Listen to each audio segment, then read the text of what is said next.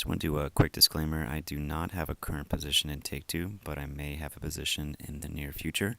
I'm not a financial advisor of any kind. Just understand the risk involved in the stock market and do your own due diligence. Hey everyone, just want to go over some information on Take-Two Interactive for the week of February 18th of 2019. This week saw some more continued losses for the stock. In fact, losses were greater than the previous week. The previous week, kind of the catalyst was due to the analyst downgrade over concerns over the online component to Red Dead Redemption. Right now, for this week, the CEO actually came out, defending the stock, stating that they see massive headwinds for the future. It's gonna, the video game sector will rise higher than the GDP in terms of growth. However, the date the CEO came out and tried to, help the stock was actually the biggest selling day in terms of volume and percentage decline. So the stock never really recovered for the rest of the week, kind of just kept going down. If you look at the monthly chart, it's pretty rough. The stock right now, I think the gaming sector is incredibly weak. It doesn't take much to even bring down the entire industry.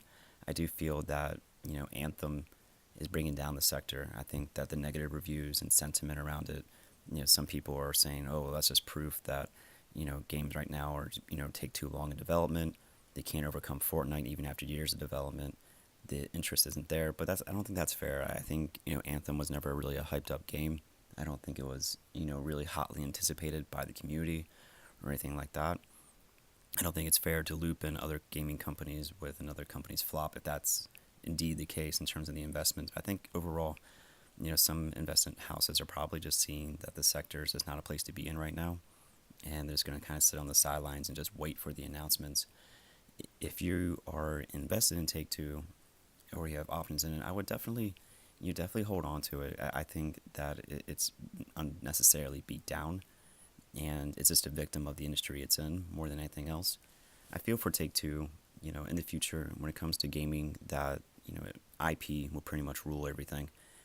And, when it comes to consoles with PS4 and Xbox and the Switch, those lines are going to be, taken away over time. There's not going to be as many consoles, or there will just be less, or, there'll be more streamlines and the availability of, IP being more available to everyone, when you can just play games on your TV without having, other consoles. So, at that point, the broader base, for your IP would be definitely, be more attractive in terms of, the amount of people you can reach. I feel that, in terms of IP, there's only like two companies that I really feel have like the longevity and the fan base behind their games in terms of like, publicly traded. I feel like EA doesn't quite have the same, impact in terms of, devout fan base in terms of their games versus Take-Two with Grand Theft Auto, for instance.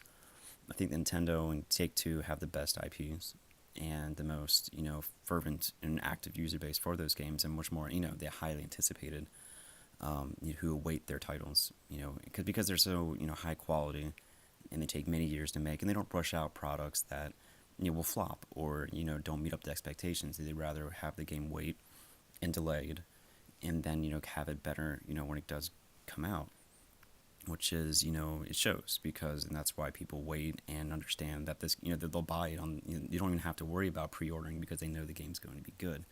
So I think Take-Two, the future is going to be pretty much just solely on IP, and, when there's not as much console barriers or access to your games, Take-Two will be well positioned, for that.